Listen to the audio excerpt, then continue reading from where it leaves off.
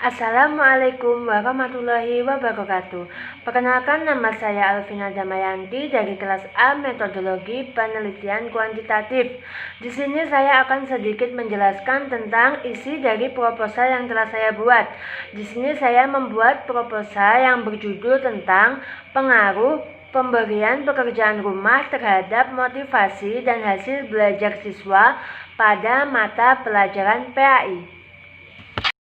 Nah, langkah pertama pada selanjutnya, proposal ini terdiri dari beberapa poin yang berfokus pada pembahasan tentang pekerjaan rumah, motivasi, dan hasil belajar. Nah, pada halaman pertama saya mencantumkan tentang abstrak. Abstrak di sini berisi tentang latar belakang, rumusan masalah, dan penjelasan tentang pendekatan dalam penelitian yang dilakukan. Dan pada abstrak ini memiliki beberapa kata kunci, yaitu pekerjaan rumah atau bisa disebut dengan PR, yang kedua motivasi, dan yang ketiga adalah hasil belajar. Proposal ini dilatar belakangi oleh kurangnya motivasi dan hasil belajar siswa karena sebagian besar siswa tidak tertarik dalam belajar di rumah.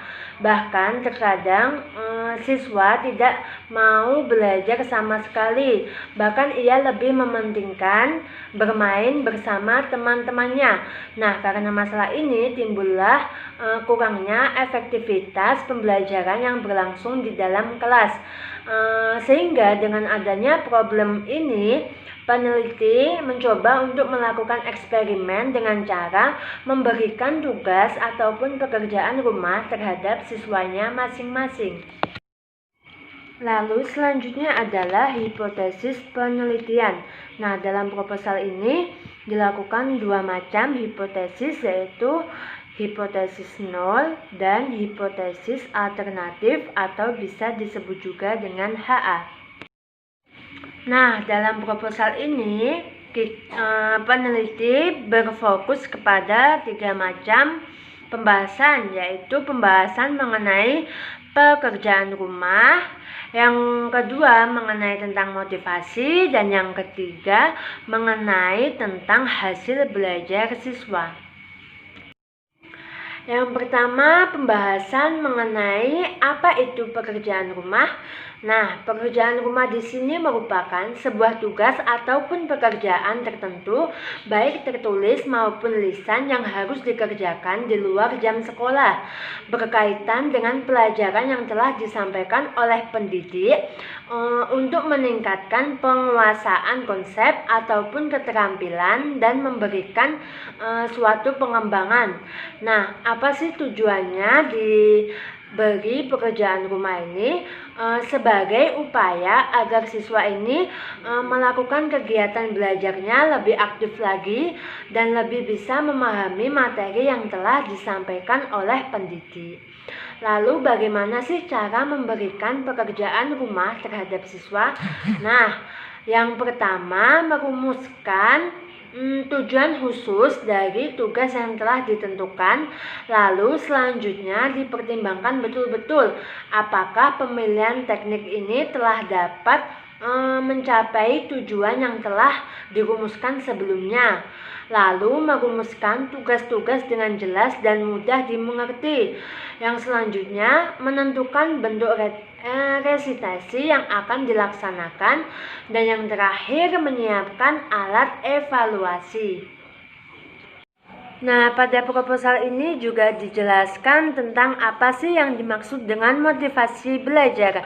Nah, motivasi belajar ini merupakan segala sesuatu yang mendorong tingkah laku maupun daya gerak aktif seseorang untuk menuntut ataupun mendorong seseorang untuk mencapai tujuan dengan baik.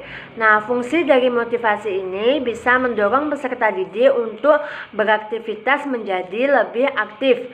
Nah, di dalam motivasi ini terdapat beberapa indikator, yaitu kuatnya kemauan untuk berbuat, jumlah waktu yang disediakan untuk belajar, dan kerelaan meninggalkan kewajiban ataupun tugas yang lain dan ketentuan dalam mengerjakan tugas.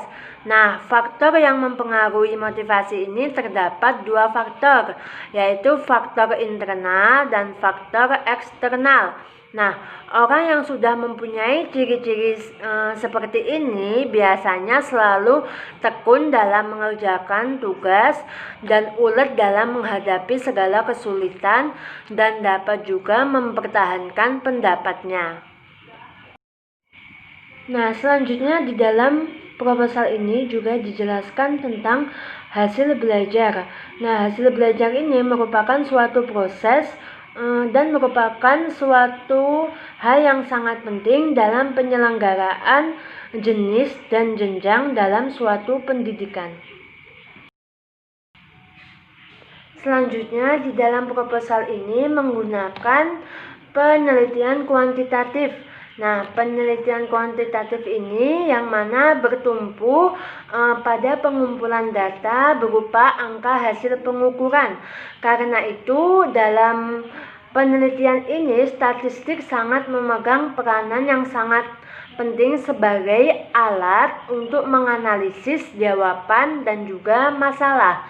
Nah, jenis penelitian yang digunakan dalam penelitian ini adalah eksperimen semu.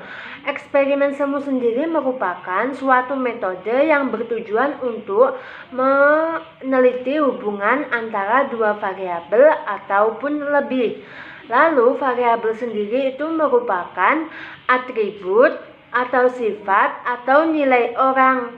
Nah, objek atau kegiatan yang mempunyai variasi tertentu yang ditetapkan oleh peneliti untuk dipelajari dan ditarik sebuah kesimpulan.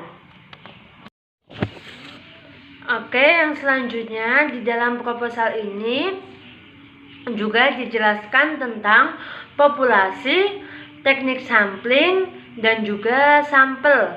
Populasi di sini diartikan sebagai seluruh individu yang mana dimaksudkan untuk diteliti dan yang nantinya akan dikenai generalisasi. Nah, generalisasi sendiri merupakan suatu cara pengambilan kesimpulan terhadap kelompok individu yang lebih luas jumlahnya. Selanjutnya adalah teknik sampling. Teknik sampling di sini yang digunakan adalah cluster sampling atau bisa disebut dengan area sampling. Nah, teknik sampling daerah digunakan untuk menentukan sampel bila objek yang akan diteliti atau sumber data itu luas. Misal, penduduk dari suatu negara. Lalu selanjutnya adalah sampel. Nah, sampel di sini merupakan bagian atau wakil dari proporsi yang telah diteliti.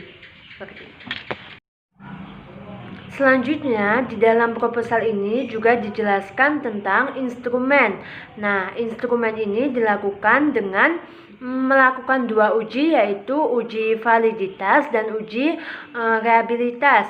Selanjutnya, di dalam proposal ini juga berisi tentang data ataupun sumber data. Data di sini juga merupakan kumpulan fakta ataupun sesuatu yang digunakan sebagai input lalu diolah dalam proses dan akan menghasilkan suatu informasi. Sedangkan sumber data merupakan subjek dari mana data tersebut diperoleh. Lalu selanjutnya adalah di dalam proposal ini juga berisi tentang analisis data. Nah, analisis data ini berupa tahap deskripsi data. Nah, tahap ini merupakan langkah-langkah yang ditempuh dengan menyiapkan data, yaitu data tentang pengaruh pemberian pekerjaan rumah terhadap motivasi dan hasil belajar siswa pada mata pelajaran PAI. Nah, sedangkan tahap pengujian persyaratan ini berupa uji normalitas dan uji homogenitas. Uji normalitas ini uji yang dilakukan terhadap semua variabel yang dilakukan sendiri-sendiri. Sedangkan uji homogenitas ini merupakan uji untuk mengetahui apakah variabel dependen memiliki varian yang sama.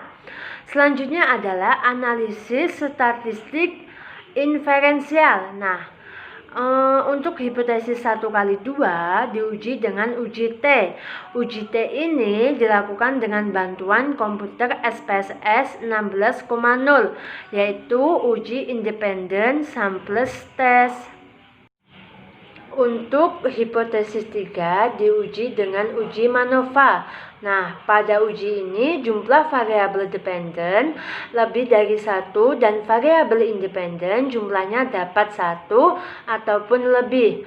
Nah, adapun dasar pengambilan keputusannya adalah jika nilai sig lebih dari 0,05 maka H0 diterima dan HA ditolak. Namun jika nilai sig kurang dari sama dengan 0,05 maka H0 ditolak dan HA diterima. Oke, cukup sekian penjelasan dari saya. Jika ada kurang lebihnya saya mohon maaf. Wassalamualaikum warahmatullahi wabarakatuh.